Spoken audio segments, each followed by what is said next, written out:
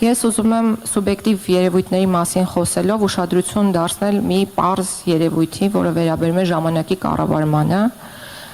եւ այս առումով մենք ունենք շատ խնդիրներ, չնայած որ օրենսդրական հիմքերի տեսանկյունից բավարար չափով կարգավորումներ նախատեսված են եւ նաեւ թվայնացման գործիքները գալիս են օգնելու ճիշտ ժամանակի ճիշտ կառավարմանը եւ գործընթացների ճիշտ կազմակերպմանը։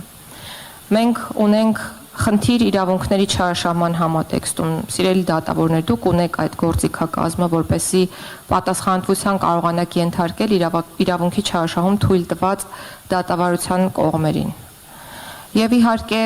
ես ուզում եմ խոսել նաև մյուս մարմինների աշխատանքի մասին, որոնք միարժեքորեն ազդում են դատարանների կողմից կատարված աշխատանքի եւ որակի, եւ բովանդակության, եւ արդյունավետության վրա, եւ ժամանակի ծախսի վրա։ Դուք առնվազն քրեական գործերով այսօր ունեք լրացուցիչ որոշումներ կայացնելու հնարավորություն։ Ցավոք սրտի ես այս պահին չունեմ վիճակագրություն, բայց եթե ունենայի իմ ձեռքի տակ, դա կխոսեր այն մասին, որ շատ քիչ են դեպքերը կամ դրանք չկան, երբ դատավորը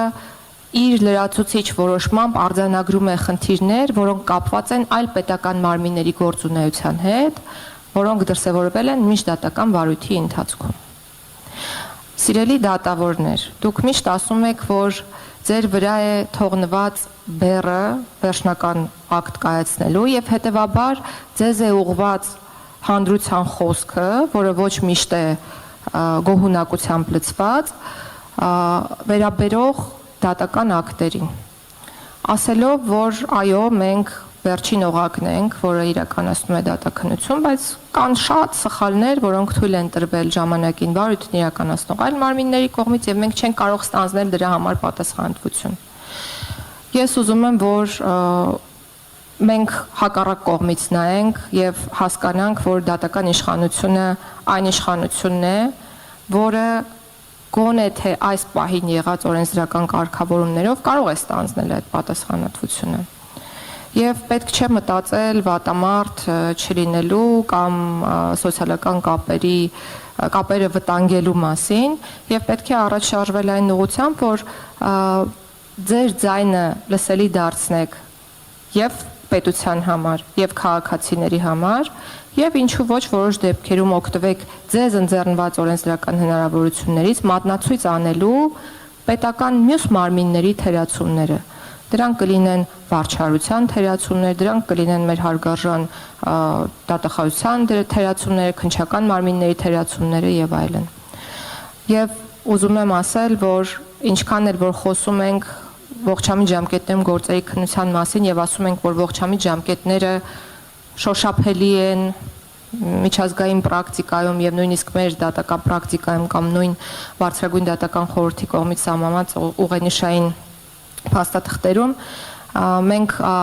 կարծում ենք, որ դրանք պետք է հստակ լինեն եւ կանխատեսելի։ Նախորդ մեր քննարկումների ժամանակ այս մասին խոսել ենք եւ դա է պատճառը, որ մենք որոշում ենք կայացրել, ընդ որում այդ որոշումը պարզ որոշում չէր, յուրաքանչյուր դատավարության համար ունենալ օրենսդրորեն սահմանված հստակ ժամկետ։ Ինչու է այս որոշումը կայացվել։ Նախ որպեսզի լինի հստակություն դատավարության բոլոր մասնակիցների համար, թե որքան կարող է տևել դատական գործի քննությունը մեր երկրում, եւ երկրորդ, եթե այդ ժամկետները երկարացվում են, դրանք ոչ թե երկարացվեն ուղղակի, այլ պատճառաբանված տարբերակով։ Եվ եթե դրանք չլինեն պատճառաբանված, ապա խնդիր է առաջանալու գնահատել դատավորի վարքագիծը կարգապահության տեսանկյունից։ Այսինքն այլ տարբերակ, ավելի լավ տարբերակ, քան դա է, մենք մտածել չենք կարող եւ ուզում եմ շեշտել, որ այն ժամկետները, որոնք ընտրվել են մեր կողմից, ինքնաբերաբար չեն ընտրվել, այլ ընտրվել են հաշվի առնելով բոլոր դատարանների ծանրաբեռնվածությունը եւ այն դատավորների հստակ օրինակը, որոնք կարողանում են ապահովել ողջամիտ ժամկետներում գործերի քննությունը։ Ամփոփելով խոսքս, ես ուզում եմ այն ավարտել մի դրական լուրով,